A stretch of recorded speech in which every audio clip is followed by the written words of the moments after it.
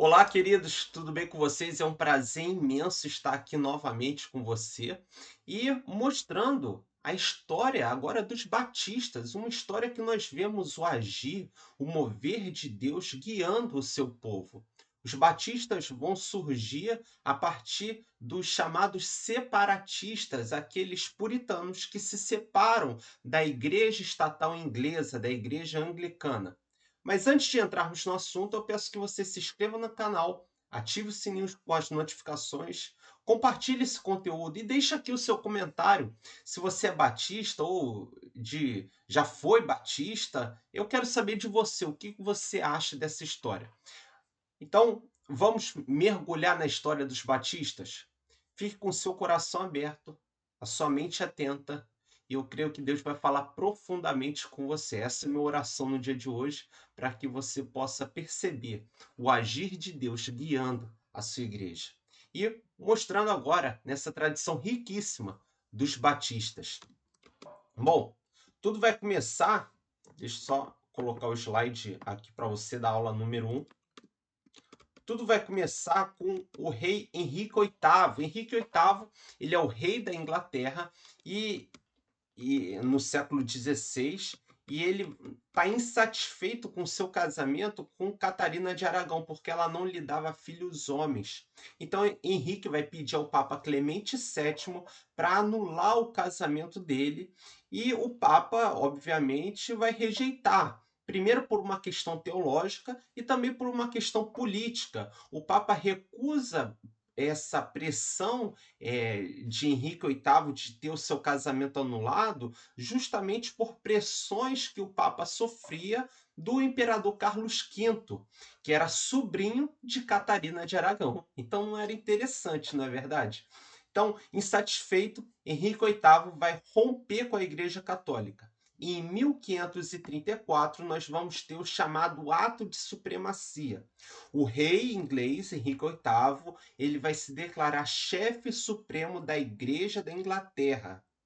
E aí ele rompe com Roma. Isso marca o início do anglicanismo, da Igreja Anglicana, mas ser uma mudança ainda doutrinária profunda. É uma igreja católica, tem as suas liturgias, a sua teologia toda católica, mas não deve mais prestar contas, não está mais subordinada ao Papa. Então, é assim que vai se dar o início da história dos batistas. É um cenário conturbado da reforma inglesa, uma reforma que vai se dar não primeiramente no campo teológico, mas por questões familiares e que vão descambar, vão acabar escoando em questões políticas para ter o futuro sucessor do trono inglês, que teria que ser um homem. Então, diferente da reforma luterana, da reforma na Suíça, a reforma inglesa ela teve um viés muito mais político do que teológico. Depois essa igreja ela vai ser reformada teologicamente também. Quando Henrique VIII rompe com Roma em 1534, motivado pela recusa do Papa à época Clemente VII em anular o seu casamento de Aragão, porque Catarina de Aragão era tia do rei Carlos V. Carlos V é o rei do Sacro Império Romano Germânico e Roma estava totalmente interligada com o império. Então, a pressão do imperador vai ser muito mais forte em cima do Papa para que ele não legitime a anulação desse casamento. A ruptura, então, acontece quando Henrique VIII rompe, se desvincula da Igreja Católica. A ruptura foi legal, mas a doutrina ela ainda permaneceu, a doutrina católica. Como observa o historiador Justo Gonzalez, a reforma inglesa começou com uma ruptura da instituição e só mais tarde enfrentou profundas questões teológicas. Entretanto, o terreno estava fértil para debates religiosos mais profundos. Com o passar das décadas, especialmente sobre o reinado de Elizabeth I, começaram a surgir grupos que queriam purificar a Igreja Anglicana, porque entendiam que ela não foi totalmente reformada, queriam tirar os aspectos que ainda existiam nessa igreja aspectos católicos romanos. Então, os puritanos, que é esse grupo que quer purificar essa igreja estatal inglesa, buscavam uma reforma mais bíblica, uma reforma mais ancorada em princípios da teologia calvinista, da teologia de João Calvino, da teologia reformada calvinista. Entre eles surgiu um segmento mais radical, que entendia que essa igreja estatal inglesa estava totalmente corrompida. E aí, desse grupo dos puritanos, vai surgir os chamados separatistas, que acreditam que a igreja anglicana estava tão corrompida que não poderia ser totalmente reformada. E aí, desse grupo dos separatistas, nós vamos ter os batistas. Bom, a gente tem durante 1553 a 1558 o reinado da chamada Maria Tudor, ou Maria Sanguinária, que era o apelido dela. Maria I, ela era filha de Henrique VIII com Catarina de Aragão, mas era uma filha, não era homem. Então, é, Henrique VIII queria um herdeiro homem. Mas Maria I, ou Maria Tudo, ou apelidada como Maria Sanguinária, ela queria trazer o catolicismo de volta para solo inglês. Ela era uma católica fervorosa. E ela vai subir ao trono após a morte do seu meio-irmão, o Eduardo VI, que era o sucessor de Henrique VIII. Henrique VIII morre, Eduardo VI assume o trono e a Catarina de Aragão ela vai assumir o trono inglês depois da morte de Eduardo VI, que era esse protestante. Ela vai reprimir muito o movimento protestante em solo inglês. Maria reverteu as reformas protestantes que haviam ocorrido na Inglaterra por ocasião do reinado do seu irmão e restaura o catolicismo na Inglaterra como sendo a religião oficial. E perseguiu muitos protestantes, cerca de 300 protestantes foram queimados vivos, incluindo um homem muito erudito à época, o bispo Thomas Cranmer, que ele era arcebispo da igreja anglicana e que havia apoiado a reforma promovida pelo rei anterior, que era o Eduardo VI, sucessor do Henrique VIII. O Eduardo VI ele era filho do Henrique VIII com Ana Bolena, a sua outra esposa. Depois que ele se separa da Igreja Católica, que ele rompe laços com o catolicismo romano, ele declara o seu casamento com Elizabeth I anulado, e aí ele se casa com Ana Bolena. Ana Bolena lhe dá um sucessor homem, que é Eduardo VI. Mas ele também tem uma filha com Catarina de Aragão, uma filha do outro casamento, que é a Maria Tudor, ou Maria I.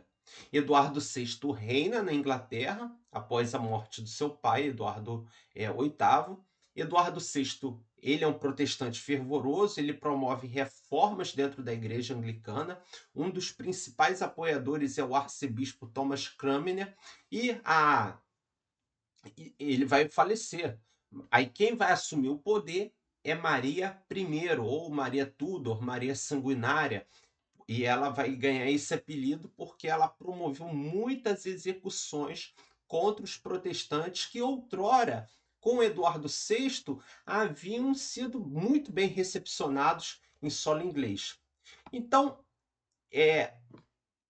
a Maria Tudo, ela vai também cair, ela vai sair do poder e vai assumir a filha de Henrique VIII, a outra filha, ele tem uma outra filha com Ana Bolena. Henrique VIII vai ter uma outra filha com Ana Bolena, que é a rainha Elizabeth I. Elizabeth I. E ela se torna rainha quando Maria Tudor ela é retirada do trono inglês. Ao assumir o trono, a rainha Elizabeth I, em 1558, ela restaura o protestantismo por meio de um ato de supremacia em 1559. Ela institui o ato da uniformidade em 1559, estabelecendo o livro da oração comum como um padrão de culto anglicano. A Igreja Anglicana ela foi reformada com uma teologia protestante calvinista, mas manteve ainda a indumentária, a liturgia ainda com uma forma externa ainda muito católica. E a partir do reinado de Elizabeth I, os protestantes ingleses vão ter uma relativa paz, embora houvesse ainda perseguição aos católicos e aos dissidentes puritanos, aos separatistas. E é aí que entra a história dos batistas.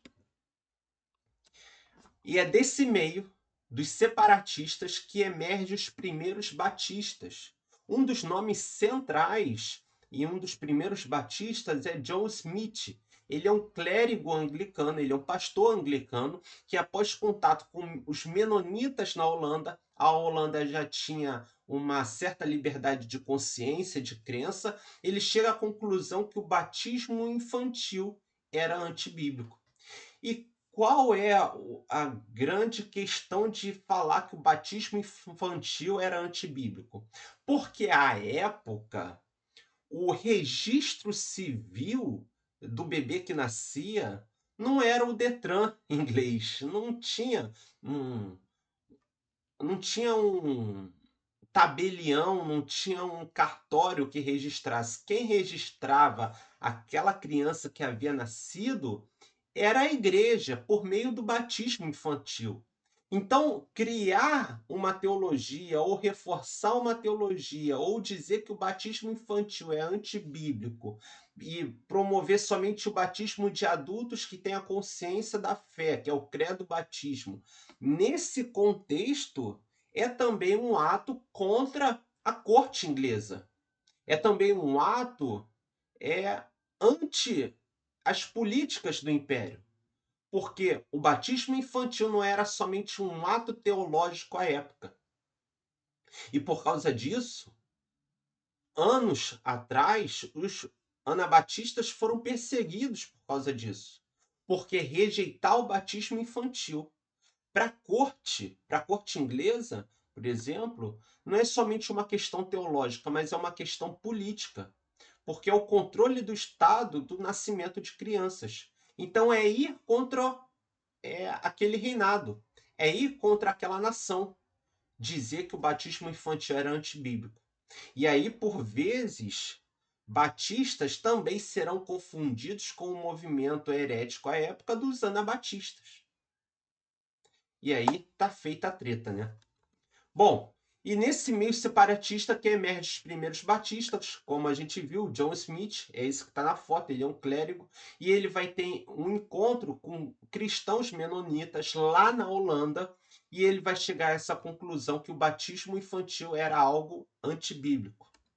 Em 1609, em Amsterdã, ele batizou a si mesmo e a outros adultos crentes, fundando o que muitos reconhecem como a primeira igreja batista da história, em solo holandês. É essa que está aqui na foto, que eu coloquei aqui para vocês no slide. Junto com o John Smith estava o Thomas Hughes.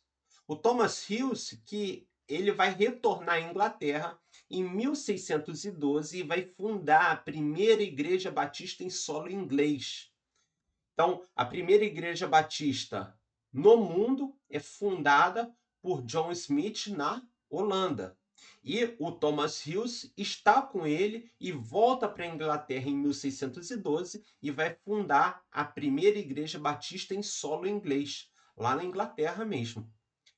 Mais que uma reforma no batismo, os batistas iniciais representavam uma nova e uma ousada visão dentro da comunidade cristã. O Thomas Hughes escreve um apelo ao rei James I, defendendo a liberdade religiosa absoluta, afirmando que até mesmo heréticos judeus, turcos, quando ele fala os turcos são os muçulmanos, e infiéis deveriam ter a liberdade de consciência, e o Estado ou o rei não deveria intervir na liberdade de consciência. E se nós hoje, e a grande parte das nações, tem em si um Estado laico, deve-se muito ao movimento dos batistas. principalmente por Thomas Hughes, ter mandado essa carta para o rei James I falando que o rei não deveria ter o poder de influenciar na liberdade religiosa e que o cidadão, até mesmo o judeu, turco ou infiel, deveria ter a sua liberdade de consciência preservada. Como destaca o Timothy George, os batistas nasceram sobre o signo, sobre a marca da dissidência e da liberdade. Da dissidência porque eles saem de um grupo de puritanos que são chamados separatistas, que não concordam, que não veem como a possibilidade dessa igreja estatal inglesa ser reformada.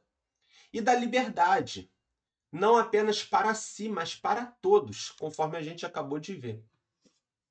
Com o passar dos anos, os batistas ingleses se dividiram em dois grupos. Os batistas gerais, vou colocar aqui para você os batistas gerais e os batistas particulares. Os gerais, no menor grupo, ainda inicial em menor grupo, eles eram influenciados pela teologia de Jacó Armínio, uma teologia arminiana que defendia que Cristo morreu por todos. Eu não vou entrar nesse detalhe teológico agora, mas é importante que a gente saiba que existiam esses dois grupos que vieram dos separatistas puritanos. E os batistas particulares são aqueles que defendiam a expiação limitada, que Jesus morreu apenas pelos eleitos, aqueles que Deus escolheu antes da fundação do mundo, e esses eram a maior parte à época. Ambos, no entanto, mantinham um princípio comum da autonomia da igreja local, da necessidade de um batismo consciente, por imersão, e o compromisso com a autoridade das escrituras. Eram, bem como aponta o David Beaverton, um povo definido mais por práticas eclesiásticas e convicções morais do que por estruturas eclesiásticas centralizadas. Eles não eram definidos por aquela estrutura anglicana de outrora, aquela prática eclesiástica centralizadora na figura de um bispo. Era um povo definido por práticas eclesiásticas e convicções morais muito mais enfatizadas do que uma estrutura onde se tinha um bispo que normatizava essa igreja. No contexto turbulento, então, do século XVII, marcado por guerras religiosas e repressão à liberdade de consciência, muitos dissidentes ingleses buscaram refúgio longe da autoridade da coroa inglesa, longe da autoridade da igreja anglicana. Entre esses exilados estavam os separatistas, os batistas, que por sua insistência na liberdade religiosa e na autonomia das igrejas locais, encontraram pouca aceitação na Inglaterra e por muitas das vezes foram até mesmo perseguidos. Esse desejo de viver a fé sem a coerção do Estado levou alguns deles a cruzar o Atlântico e a chegar no chamado Novo Mundo, nas colônias norte-americanas, onde a promessa de liberdade soaria de forma mais concreta. Um dos nomes mais emblemáticos desse movimento de cruzar o Atlântico e agora nas Américas do Norte, na América do Norte, nas colônias inglesas, onde se tinha mais liberdade do que o próprio solo inglês na Europa, foi Roger Williams. Roger Williams, ele é um ex-puritano com profundas convicções sobre a liberdade de consciência. Roger Williams rompe com a rigidez teocrática da colônia da Baía de Massachusetts e funda em 1636 a colônia de Rhode Island, 1636. Um espaço concebido por Roger Williams como um refúgio para todos aqueles que eram perseguidos por suas crenças religiosas. 3 anos depois, em 1639, ele fundaria ali aquela que é considerada por muitos historiadores a primeira Igreja Batista das Américas, em 1639. Roger Williams não foi apenas um pastor ou fundador de uma igreja. Ele foi um teólogo, ele foi um político visionário e defendia a separação absoluta entre igreja e Estado, numa época que isso era comum. Isso era comum. Quando a gente olha para a reforma luterana, para a reforma em Genebra, a gente vê muito comum a junção entre igreja e Estado. Para Roger Williams, forçar alguém a adorar a Deus contra a sua própria consciência é uma violação da alma humana. E aí estão os princípios da laicidade estatal. Sua influência, então, vai ultrapassar o campo eclesiástico. Como observa o Mark Noll, as ideias de Williams sobre liberdade religiosa plantaram sementes que germinariam na primeira emenda da Constituição norte-americana, um marco na história da democracia moderna. A fé batista, com sua ênfase na experiência pessoal de conversão, na autoridade suprema das Escrituras e no governo congregacional, a congregação tinha voz, não era mais o bispo que centralizava as decisões, mas a congregação encontrou solo fértil nesse ambiente plural das colônias norte-americanas e por Roger Williams em Rhode Island, em 1639, e que vai moldar posteriormente, ao longo do prazo, a identidade norte-americana, influenciando nos ideais de liberdade expressos na Constituição americana. Durante o primeiro grande despertar, e a gente lembra de figuras como George Whitefield, Jonathan Edwards, John Wesley, que são figuras do primeiro grande despertar, e do segundo grande despertar, como Charles Finney, os batistas se destacaram por sua capacidade de comunicar-se com o povo comum. Ao contrário das tradições mais formais, mais históricas, os pregadores batistas falavam com simplicidade, urgência e paixão pela obra de Cristo. Muitas das vezes, nos campos, nas vilas, nas praças, onde o povo comum estava. Eles rejeitavam as hierarquias religiosas, como o bispo, que centralizava tudo na igreja anglicana, lá em solo inglês. E isso deu uma enorme flexibilidade para se expandirem para regiões rurais e fronteiriças do sul e do oeste americano. O historiador Nathan ele analisa esse fenômeno e observa que o crescimento dos batistas nas Américas foi mais do que uma continuidade europeia. Foi, de fato, uma revolução religiosa popular. Ele argumenta que os batistas não apenas adaptaram sua fé ao novo mundo, mas que ela se moldou à dinâmica da democracia que emergia nas colônias. A fé batista molda essa democracia ainda embrionária nas colônias. De certo modo, a Igreja Batista ela se torna a expressão religiosa da cultura norte-americana, descentralizada, plural, resistente ao controle do Estado e zelosa pela liberdade do indivíduo, liberdade de crença. Dessa forma, a presença dos batistas nas Américas não se limitou somente à fundação de templos, de igrejas, mas influenciou a cultura, influenciou a política e a teologia do Ocidente. Tanto como sintetiza o Timothy George, os batistas nasceram sob o signo da dissidência e da liberdade, como a gente já bem falou. Não como um projeto de oposição isolada, mas como um chamado à consciência cristã livre diante de Deus, num mundo que ainda confundia trono e altar, igreja e Estado. À medida que os Estados Unidos se expandem rumo ao oeste e consolidam sua identidade nacional no século XIX, os batistas acompanharam e muitas das vezes lideraram esse tipo de movimento. Com sua estrutura congregacional sendo mais flexível, a ênfase no sacerdócio de todos os crentes, que o trabalho secular é tão santo quanto o trabalho de um pastor, que o varrer a rua de um auxiliar de serviços gerais é tão santo quanto preparar o sermão de um pastor ao domingo, as igrejas batistas se multiplicaram nas novas fronteiras, ocupando espaços onde denominações ainda não haviam chegado. Missionários batistas viajavam a cavalo, armavam tendas, pregavam ao ar livre, organizavam comunidades de fé e em povoados ainda em formação. O Noah ele vai falar que os batistas se tornaram a religião do povo, especialmente nas regiões do sul e do interior dos Estados Unidos. Esse crescimento, no entanto, não veio sem briga, sem tensões.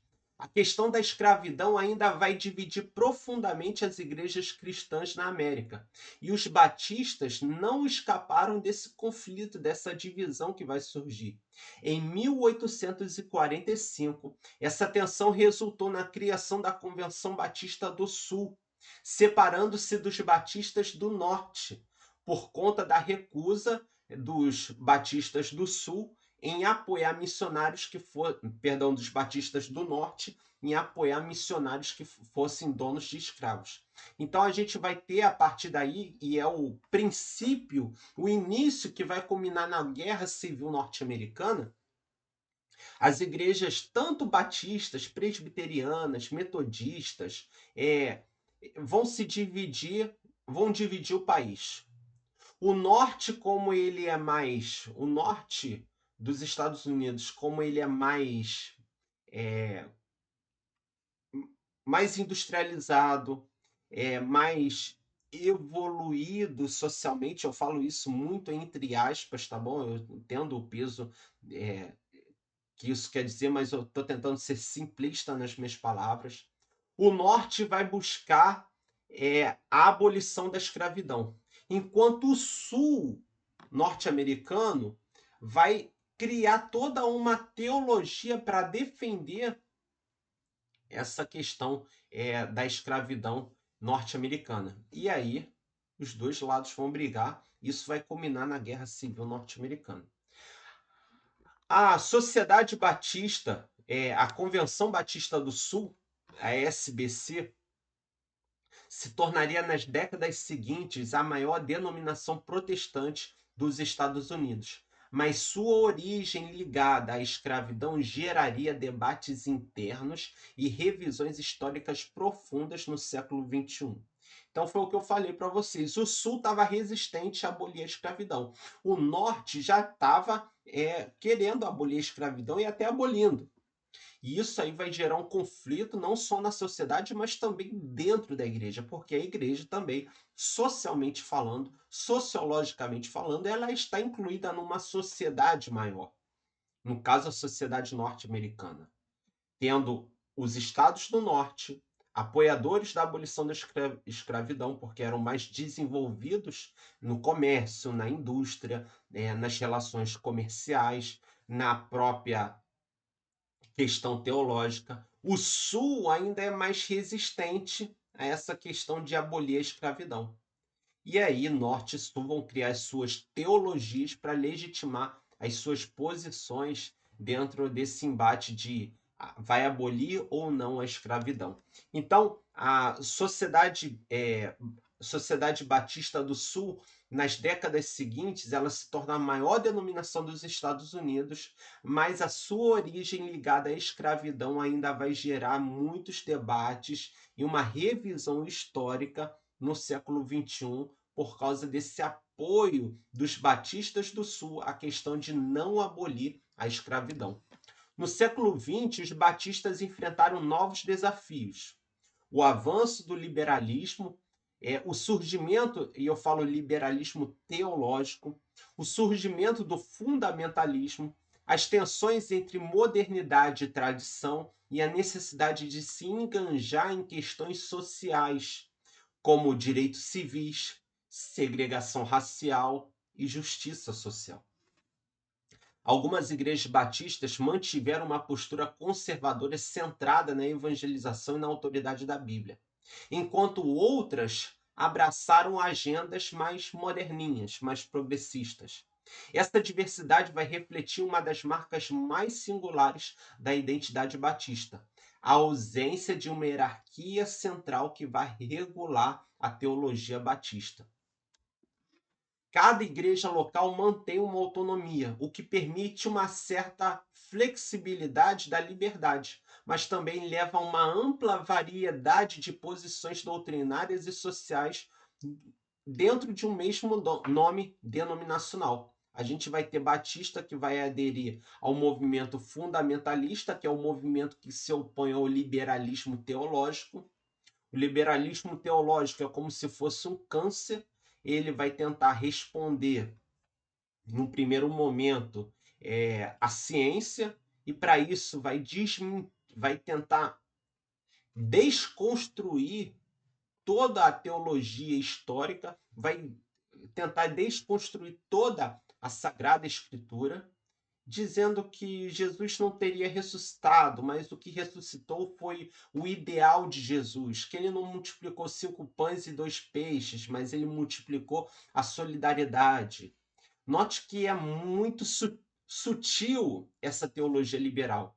E em resposta a essa teologia liberal, vai nascer um movimento fundamentalista, que é um retorno às escrituras.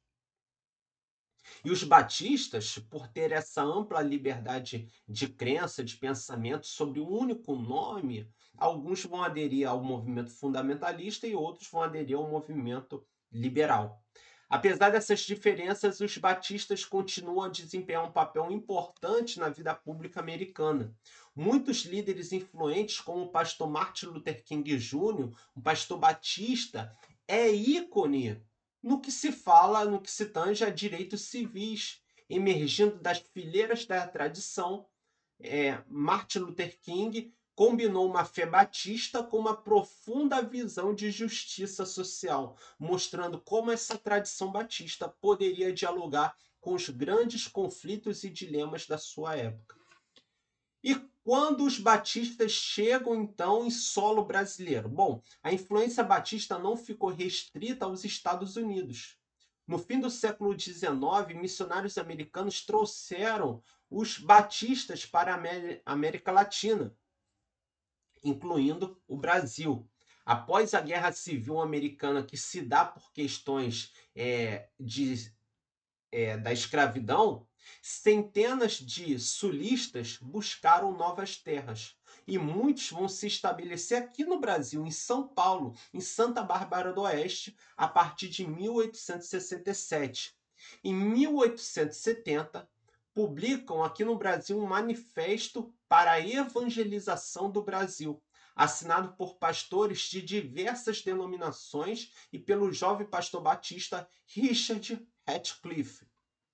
Em 10 de setembro de 1881, Richard Ratcliffe e outros fundaram formalmente a primeira Igreja Batista de Santa Bárbara do Oeste, voltada inicialmente para imigrantes estrangeiros, e o culto ainda era em inglês. Em 1881 e 82, membros locais pediram à Junta Batista em Richmond, Estados Unidos, que enviasse os missionários William Buck e Anne Buck, o casal Buck. E esse casal bem simpático que vocês veem na foto, que eu peguei a foto lá do site Memória dos Batistas, super recomendo. Tem uma história riquíssima nesse site. Tem também a página deles no Instagram. E eles integraram a igreja local, que inicia o evangelismo entre os brasileiros, resultando na fundação da primeira igreja batista em 1882, na cidade de Salvador, na Bahia. A primeira congregação batista agora para brasileiros. Quando os batistas do Sul vêm para o Brasil, a ideia é ter uma igreja batista para esses imigrantes. Os batistas sulistas americanos vêm para o Brasil, a ideia é que esses pastores batistas que estão vindo é pastorear os imigrantes. Só que em 1881 ou 82, a Junta Batista de Richmond vai enviar os missionários William Buck e Anne Buck, e eles vão integrar a igreja local e vão fundar em 1882 a primeira igreja batista de Salvador, uma igreja batista para brasileiros. Essa missão coincidiu com o período da abertura religiosa do Brasil, sobretudo após a proclamação da República e a separação entre igreja e Estado em 1890. O trabalho missionário batista no Brasil seguiu os mesmos princípios da tradição norte-americana: a ênfase na Bíblia como única regra de fé e de prática, a autonomia das igrejas locais, batismo por imersão após a profissão pública de fé e forte impulso e zelo evangelístico. Os batistas brasileiros fundaram então escolas, seminários, jornais e logo se organizaram em convenções estaduais. Em 1907, nós temos a formação da Convenção Batista Brasileira, a CBB, Convenção Batista Brasileira. Nas décadas seguintes, os batistas brasileiros cresceram de maneira exponencial, especialmente no Sudeste e no Nordeste. Embora mantivesse ainda uma postura mais conservadora em termos doutrinários e morais, também influenciaram de maneira positiva a educação, a ética, a saúde, a luta por liberdade religiosa aqui no Brasil. Os batistas são marcados como sendo um povo de missões. Hoje o Brasil abriga milhões de batistas e diversas expressões dessa tradição, desde grupos históricos e tradicionais até comunidades carismáticas e mais contemporâneas. No final do século XVIII, os batistas ingleses deram uma contribuição marcante à história do cristianismo mundial, com o surgimento do movimento missionário moderno em 1792. Um dos grandes nomes é William Carey, um missionário, um sapateiro, autodidata e pregador batista, e vai fundar a Sociedade Missionária Batista. Ele escreveu o famoso tratado que vai falar sobre no qual ele vai argumentar que os cristãos não podiam negligenciar a grande comissão, o ID do Senhor Jesus. Carey, então, vai partir para a Índia e passar décadas traduzindo a Bíblia para aquele povo, fundando escolas, promovendo reformas sociais. Na Índia, à época, se tinha uma prática que era quando o marido morresse, a sua viúva era queimada junto do corpo do seu marido, a viúva viva. E por meio da pregação do evangelho de William Carey, essa prática ela foi abolida na Índia. Seu lema era: espere grandes coisas de Deus. Tente grandes coisas para Deus. Sintetiza então o espírito missionário batista, que logo se espalharia por todo o mundo. Nos Estados Unidos, os batistas também organizaram estruturas missionárias, como a Convenção Batista Trienal em 1814, voltada exclusivamente para missões no exterior. No entanto, tensões em torno da escravidão levaram à divisão do movimento e à formação da Convenção Batista do Sul em 1845. A história dos batistas é, acima de tudo, a história de um povo comprometido com a fidelidade à palavra de Deus, a liberdade de consciência e a proclamação do Evangelho. Desde os seus primeiros passos na Inglaterra no século XVII até o crescimento vibrante nas Américas, os batistas souberam unir teologia bíblica com ação prática, defendendo convicções firmes e, ao mesmo tempo, respeitando a liberdade de consciência diante de Deus. A doutrina da autonomia da igreja local, longe de ser um sinal de fragmentação, sempre foi entendida pelos batistas como uma aplicação direta da ideia de que Cristo é o único Senhor da igreja. Isso deu aos batistas uma grande flexibilidade no seu zelo missionário, ao se adaptar a diversos contextos, das colônias americanas ao sertão brasileiro, sem perder a fidelidade às Escrituras, a salvação pela graça, mediante a fé em Cristo Jesus. Teologicamente, os batistas têm sido os guardiões de princípios centrais do Evangelho. o novo nascimento com a experiência pessoal e transformadora, a autoridade suprema das Escrituras, o batismo de crentes como um sinal público da fé que ocorreu no coração daquele cristão e a missão da igreja como tarefa de todos os salvos. Mostraram então coragem diante da perseguição, ousadia, porque eles foram perseguidos pela igreja estatal inglesa. Alguns foram até presos, porque a fé oficial inglesa era a fé anglicana. Ousadia em tempos de expansão e humildade para servir no silêncio dos bastidores da história. Hoje, os batistas vão enfrentar novos desafios: o secularismo, o pluralismo religioso, a fragmentação cultural e o risco de comodismo espiritual. No entanto, permanecem chamados a viver com coragem o legado recebido. Como bem disse William Carey, ainda ecoa entre nós o clamor. Espere grandes coisas de Deus. Tente grandes coisas para Deus. Ser batista, afinal, não é apenas pertencer a uma tradição, e diga-se de passagem, uma tradição riquíssima.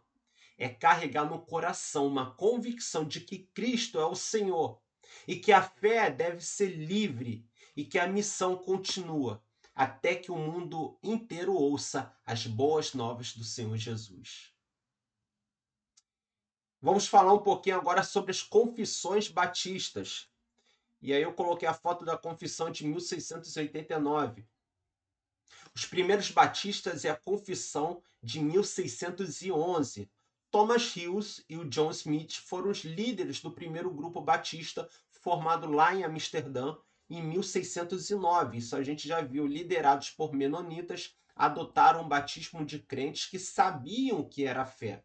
O Hughes vai retornar à Inglaterra em 1611 e escreve, quando ele retorna à Inglaterra, ele escreve uma das primeiras confissões batistas com 27 artigos. É a Confissão de Fé de 1611.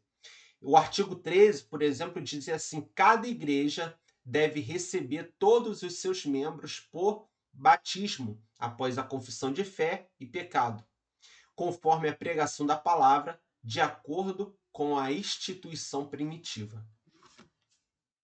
E o Hughes vai dizer o seguinte, que o rei inglês, não tem autoridade sobre a consciência de ninguém. A carta que ele envia para o rei James I. Essa ênfase na liberdade de consciência se torna uma das marcas distintivas da tradição batista. Os batistas particulares e a Confissão de Fé de 1644.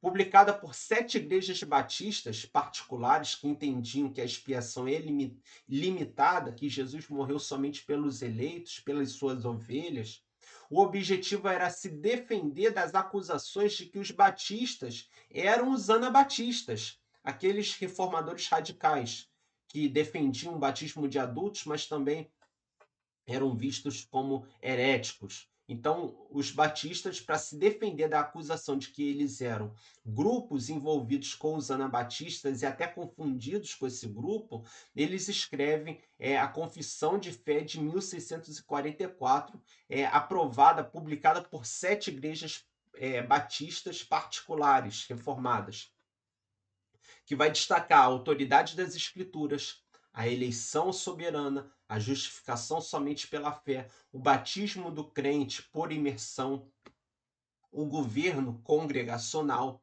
Essa confissão é um marco da identidade teológica reformada dos batistas. Em 1660, com a restauração da monarquia inglesa sobre Carlos II, a liberdade religiosa foi suprimida. E aí nós vamos ter a Confissão de Londres. A Confissão de Londres, ela é escrita, terminada em 1677 e publicada em 1689. Os batistas, então, em solo inglês, vão sofrer uma grande perseguição e seus pastores vão ser presos, os cultos proibidos, porque a fé oficial da Inglaterra é a fé inglesa. Nesse cenário, os batistas particulares elaboram, em 1677, uma nova confissão, mas mantiveram ela quietinha, sem divulgar, pois era ainda arriscado. Em 1689, após o Ato de Tolerância inglês, que vai permitir cultos cristãos protestantes fora da Igreja Estatal Inglesa, a Confissão foi publicada com o nome das igrejas e assinada por 37 ministros batistas. E quais são as características da Confissão de Fé de 1689, assinada em Londres? Ela tem muita similaridade com a Confissão de Fé de Westminster, dos presbiterianos, e na Declaração de Savoy, dos congregacionais. Ela é reescrita com alterações importantes, basicamente em 2 pontos: na eclesiologia, que defende a forma de governo congregacional da Igreja Batista, e o batismo, que exclui o batismo infantil, pé do batismo, mantendo apenas o batismo de crentes que professam e entendem essa fé, a doutrina do credo batismo. Ela é composta de 32 capítulos, cobrindo doutrinas centrais, como as Escrituras, Deus e a Trindade, o pacto de Deus, a justificação, a liberdade cristã, o culto, o governo da igreja local, o batismo e a ceia. O capítulo 26, parágrafo 4 da Segunda Confissão de Londres, diz assim: a autoridade conferida por Cristo aos membros das igrejas é o direito e o dever de exercer esse poder em forma ordenada e de acordo com a regra das Escrituras, a forma de governo congregacional. E quais as diferenças da Confissão de Fé de Westminster e a Confissão dos Batistas de 1689? Bom, a de Westminster vai defender o batismo de crentes adultos e de crianças. A de 1689, somente o batismo de crentes adultos que entendem a fé e por imersão.